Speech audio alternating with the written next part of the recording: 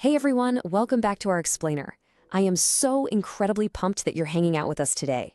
If you're 8 years old or, maybe a little older, you are in the exact right place. Today we're digging into an absolutely amazing piece of biblical text from the book of Psalms. Specifically, we're looking at Psalm 61 from the NIV. We are going to see how these words, which were written thousands of years ago, can bring us so much comfort and protection right now, today. As we go through this, I really want you to picture the images we talk about in your mind, because they are just so powerful. All right, let's get started. So, let me ask you guys something. What do you do when everything just feels, way too big to handle? Think for a second about a time when you felt really overwhelmed. Maybe you were scared of a massive thunderstorm, or maybe you just had a really rough day at school, or maybe a problem felt like this giant mountain you couldn't possibly climb. Let me tell you, it is totally okay and completely normal to have those feelings. We literally all feel like that sometimes. But the amazing thing about the biblical text we're exploring today is that it shows us exactly what to do when those tough days hit. Okay, let's dive into this. Section 1, When Your Heart Grows Faint. Now, the guy who wrote this passage was a man named David, and David was this mighty king and a brave warrior. But guess what? Even he had days where he felt totally overwhelmed, just like us. He knew exactly what it felt like to be weak or scared. And right at the very beginning of the passage, there's a special little note. It says, "A song for the director of music with stringed instruments by David." So this specific biblical text wasn't just, something to quietly read in a book. It was actually written to be a beautiful, comforting song. Just imagine hearing these words sung out loud with stringed instruments like a guitar or a harp plucking away in the background. It was meant to bring absolute peace to anyone listening. Just listen to these opening words of David's song. He says, "Hear my cry, O God, listen to my prayer. From the ends of the earth I call to you. I call as my heart grows faint." You can almost hear how tired he is, right? He feels so far away, like he's literally at the ends of the earth, and his heart is just completely running out of energy. But notice what he does here. Even when he feels 100% drained, he calls out to him. He knows exactly who to talk to when he's scared. And that brings us to section 2, the rock higher than I. I want you to close your eyes for just a second and imagine you're standing right next to some really fast rushing water. Or maybe you're trying to get away from something dangerous on the ground. Now imagine a giant, heavy, completely unmovable boulder. If you could just climb up on top of that high rock, you'd be totally safe, way above the rushing water, and far away from any danger.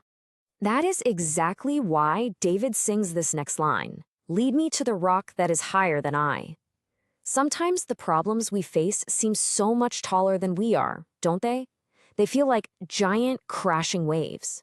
But David reminds us that we can simply ask him to lead us to a rock that is even higher. Actually, he is that rock. He is way bigger than any problem we will ever face, and he lifts us up so we can be perfectly safe.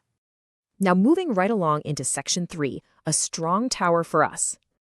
Okay, let's paint a totally new picture in our minds right now. Think of the absolute biggest, strongest castle you have ever seen in a movie or read about in a book.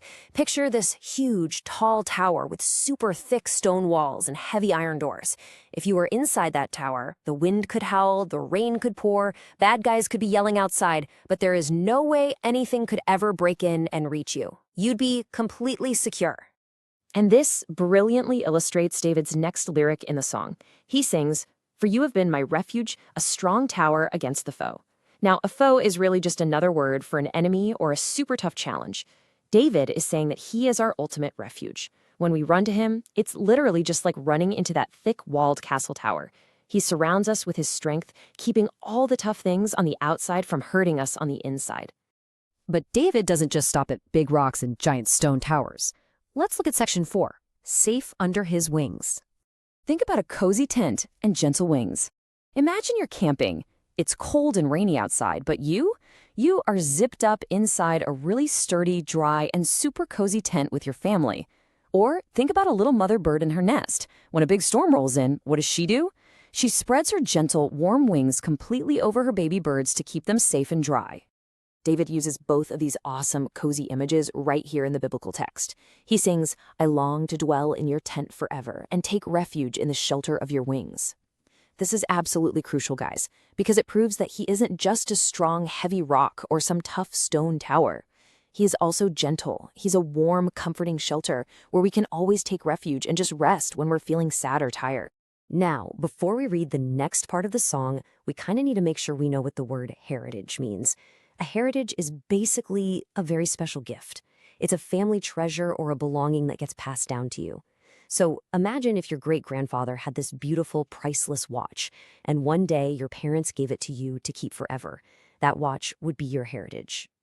Keeping that in mind, look at what David says next. For you, God, have heard my vows. You have given me the heritage of those who fear your name.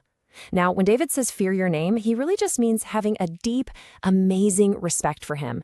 And because we respect him and love him, we get the most incredible, precious family treasure ever.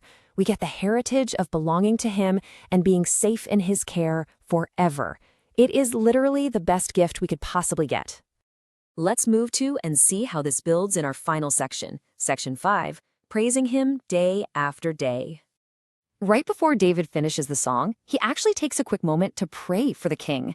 He prays that the king's life would be super long, lasting for many generations. He asks that the king would always sit on his throne, right in his presence, completely protected by his love and faithfulness. It's just a beautiful prayer asking him to wrap his safety around the whole kingdom forever. Then David mentions a word we saw just a little earlier, vows. A vow is simply a very important promise. When we realize just how much he protects us, being our rock, our tower, and our cozy tent, making promises to love him back is just our joyful response. We want to keep our promises because he absolutely always keeps his promises to us. And boom, here is the grand finale of David's song. Then I will ever sing in praise of your name and fulfill my vows day after day. You can literally hear the happiness in his voice now, can't you? He started the song with a faint heart, crying out from the ends of the earth. But now he's singing. Once we know for sure that we're safe in his strong tower, we honestly can't help but sing praises and live for him every single day. So the crucial point is, we can break down everything we just learned from this beautiful biblical text into 3 super easy steps. When you feel scared, overwhelmed, or just have a really bad day, number 1, cry out to him, just like David did. Number 2, run to his protection. So imagine climbing that high rock or running into that strong tower. And number 3, praise him day after day, thanking him for being your safe place. I want to leave you with this final thought to really chew on. How can you sing praises to him in your own life today? Maybe it's singing a song in your room.